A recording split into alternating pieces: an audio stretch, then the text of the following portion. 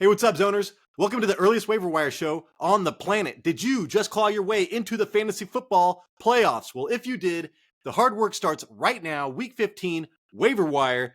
I will tell you who to pick up and how much to spend on them. There is a tight end 1, a running back 2, I think another running back 2 to help you win a championship. If that sounds interesting to you, hold on for 7 seconds.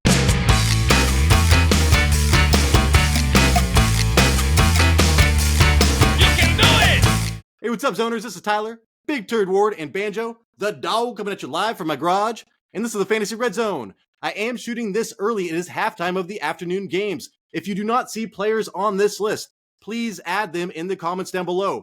Waiver wires are super important, and this is a group effort. I have all my notes typed out. I will share that with you right now. All right, guys, let's start off with the running backs. Keaton Mitchell, I've been talking about him all season long. I'd spend $20 on this fool. I do know that you do not have $20. But hey, I'm talking about you, blowing all your wad, man. If you do not do it now, then when? This is the time. Okay, so 9 rushes for 54 yards, 1 reception for 8 yards today versus the Rams. The Rams are pretty good against the run. He led the running backs in rushes and yards. So, man, he got like all of the, I think he led in snap count and rushes last week, doing the same this week. Baltimore offensive line generating 1.8 rushing yards before contact. That is best in the league. Mitchell gaining 14.2 yards per carry when given at least 1 yard before contact. So theoretically, this guy should kill it, man. Best in the league. 7th worst fantasy playoff schedule for running backs. That is not great. He is at Jacksonville next week. They're giving up the 15th fewest points to running backs at 17.3. That is an average matchup. I am viewing Keaton Mitchell as a borderline running back too. All right, guys, next up, Deonta Foreman. I've been talking about him for about 3 or 4 weeks on this show. $20 I'd spend on this fool, blow your wad. 11 rushes for 50 yards, 2 receptions for 22 yards today versus Detroit, man. He dominated running back usage. Herbert had 3 rushes. Roschon Johnson had 1 rushes. Foreman had 73% rushing share. Left week 11 early after scoring that touchdown. He came out, was the starter, scored a touchdown. Then he's kind of been injured ever since, had a bye as well. He is still leading the Bears in rushing yards this year and has 4 rushing touchdowns. The next highest amount of rushing touchdowns is Secret Bagent man with 2. So this guy is dominating the backfield for this Justin Fields-led offense, which I kind of want a piece of sometimes. He does have the 16th best fantasy playoff schedule for running backs. That is average. They are at Cleveland next week, and you can run on Cleveland. They're giving up the 14th fewest points to running backs at 17.0. That is average. I view Deonta Foreman as a borderline running back 2 next week. Next up, this could be a big one. Depending on how this game goes right now, CEH or McKinnon, I'd spend $15 on one of these dudes. Pacheco is out with a shoulder injury. He had off-season shoulder injury, in the offseason. So this is kind of maybe coming back to haunt him. They did say he is not going to IR, but to me, that means 2 to 3 weeks, probably 3. That means that he will be coming back, in the championship game? Best case scenario, it's 2. You don't start him in the week 16. He plays okay, gets some reps in, and then you can start him in week 17. But hey, man, CEH or McKinnon could be winning people fantasy leagues this year. Right now, to start the game off, it's all CEH. I wish I would have picked him up instead of McKinnon. They have the 9th best fantasy playoff schedule for running backs. That is above average. And they are at New England next week. 16th most points to running backs at 18.4. But they have been killing running backs as of late. I probably would not want to start either of these people next week. Next up, Antonio Gibson. I spent $10 on this fool. People forgot about him. He is on bye this week. Brian Robinson is out with a hamstring injury.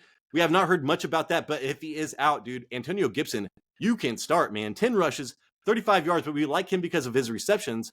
4 receptions for 37 yards last week versus Miami. He only has 1 game with more than 6 rushing attempts this season.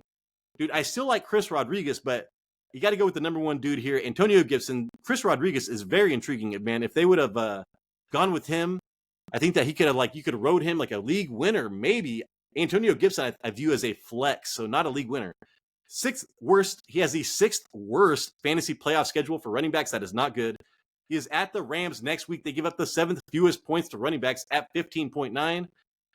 Yeah, dude. So borderline flex option running back 3 next week. Next up, Chase Brown. I had my eye on him after last week. Explosive last week. $5 on this dude. 8 rushes for 25 yards. 3 receptions for 80 yards and a touchdown this week versus the Colts. He had that 54-yard screen pass or whatever that was to start the game with. He looked great, man. The way he juked that defender at the very end, I thought that was Super smooth, reminding me kind of like Arian Foster type smoothness. 9 rushes for 61 yards in his first healthy game since week 5. So, dude, last week he was explosive. This week had that reception. 5th round rookie. So I wish he was like a 3rd round rookie or something. I wish I had to invest a little bit more into this guy. Mixon still dominating the snap percentage. He had 76% last week. He probably got more than that this week. 3rd worst fantasy playoff schedule for running backs. That is not great. Host Minnesota next week, dude. In Minnesota, my Vikings kill the running backs. 5th fewest at 15.6. All right, guys, next up, Jamal Williams. $1 I'd spend on this fool. I am an Alvin Kamara owner, and I need to figure out what the fuck was happening in this game, man. 11 rushes for 43 yards today versus Carolina. Like I said, dude, Kamara only had 1 more rush. Kamara was dominating, then I turned it on again. Kamara did not have any more rushes. It was all Jamal Williams. I was waiting for an injury report to come out. I just saw a Justin Jefferson injury report come out. I guess he got killed. That's great because I just traded for him. Dude, my trade with... Anyways, let's not talk about that. Has not had more than 6 rushing attempts in a game since week 1 heading into this week. 2nd worst fantasy playoff schedule for running backs. That is not great. He is at the Giants next week. They're giving up the 7th most points to running backs at 22.1. If something happened to Kamara, dude, Taysom Hill still has to be out, but Jamal Williams could get you some points, win you that first round in fantasy playoffs if the conditions are right. All right, guys, real fast, here's some important handcuffs to pick up going into the fantasy football playoffs, okay? So Dearness Johnson, ETN was dealing with his ribs. He looked good today. I got to watch that game. Tyjae Spears, hey, man, we thought we were going to get a whole game from Tyjae Spears this week, but King Henry is not concussed. Do not ask Mike Vrabel if Derrick Henry is concussed. Kenneth Gainwell, man, he has the 2nd easiest strength of schedule for fantasy playoffs, but something would have to happen to Swift, and Swift has been super inefficient as of late. I think he got dinged up as well. Rico Dowdle, same thing. Jordan Mason got a touchdown already today. I think Christian McCaffrey ran at 75 yards, and then, hey, Jordan Mason got to come in, punch it in. So those are some backups to think about before you head into your playoffs. All right, on to the wide receivers. This guy is on bye this week. Do not forget about him. Curtis Samuel, $15.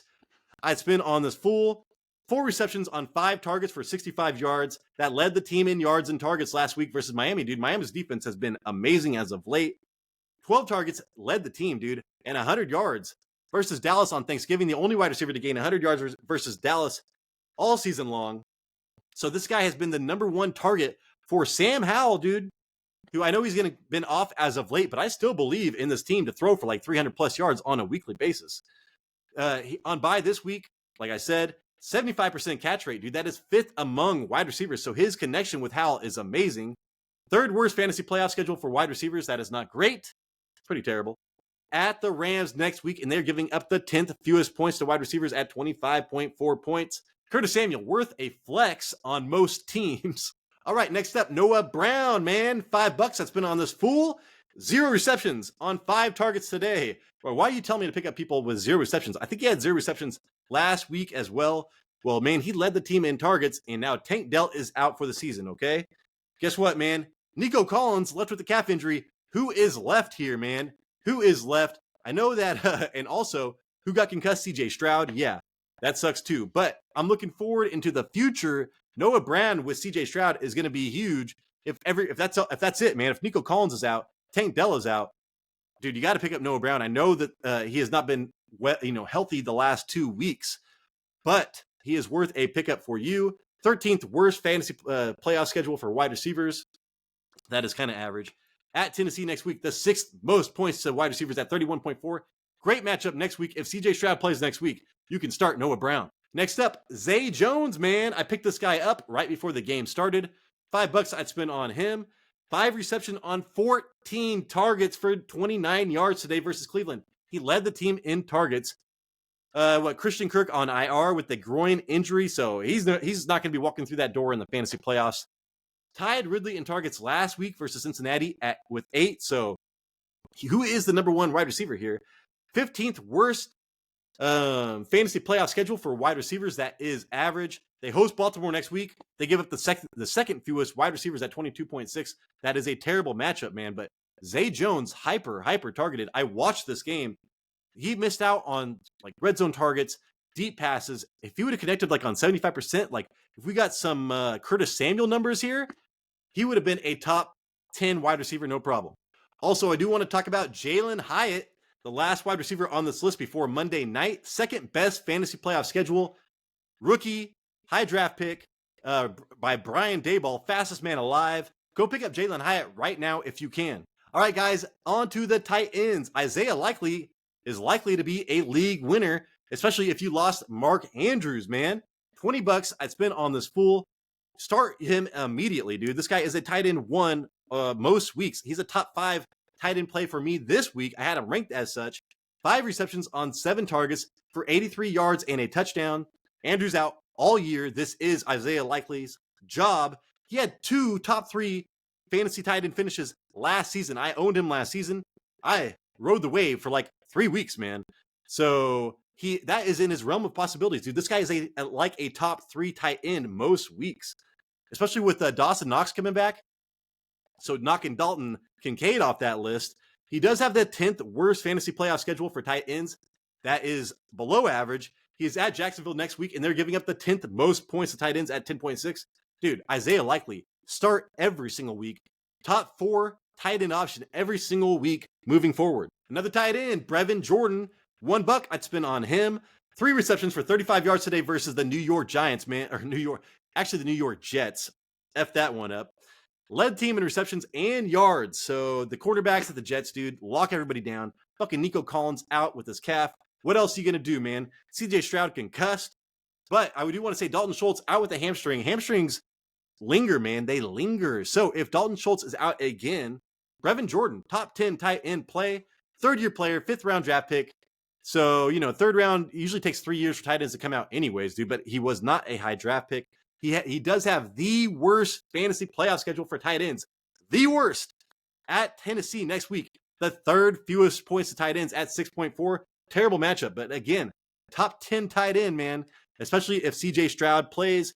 But no matter what, if Dalton Schultz is out, top 10 tight end. All right, guys, on to the quarterbacks, man. Matthew Stafford, $10, maybe more I'd spend on this guy, man. Quarterback 1, maybe. 294 yards. 3 touchdowns today at Baltimore. I was talking about how non-divisional opponents go to Baltimore and just get annihilated. Not Matthew Stafford, dude. He was like, 4th? He's like 4th in the league when given a clean pocket at just all these stats. And his offensive line has been like a top 5 pass blocking offensive line for like the last 4 weeks, maybe 5 weeks. 23 plus fantasy points in each of his last 3 games, man. That is a quarterback 1 to me. 15th best fantasy playoff schedule for quarterbacks. That is average. They do host Washington next week. Dude, that's like the best matchup possible, man. 2nd most points to quarterbacks at 22.0. Go pick up Matt Stafford. Put him in your lineup. All right, guys, the last person on this list, Jake Browning. I bet you didn't expect that, man. $1 I'd spent on him. 275 yards, 2 touchdowns, 1 interception today. He did get a rushing touchdown. He's thrown a touchdown in each of his last 4 games. So his floor is pretty decent. 31.5 fantasy points last week versus Jacksonville. That was overtime. QB4 finish, man. A top 5 quarterback. 26 points this week. Is this the next Sam Howell, dude? Come on. 2nd worst fantasy playoff schedule for quarterbacks. That sucks. They do host Minnesota next week. They are giving up an average amount of points to quarterbacks at 16.5. Dude, Jake Browning, if you need a quarterback and Matthew Stafford is out, I'd probably take Jake Browning over Joe Flacco. All right, everybody, thank you so much for watching this show. If I forgot somebody, please comment down below, add that person. We need your help. If you disagree with somebody that I listed, please let me know down below as well in the comments. I can change my mind given new information. Hopefully I earned a thumbs up. Hopefully I earned a subscription. If you are not already subscribed, hey man, please help us take this show to the next level. We need your help, man. Please support us. Hey, this is Tyler, Big Turd Ward, and I appreciate you.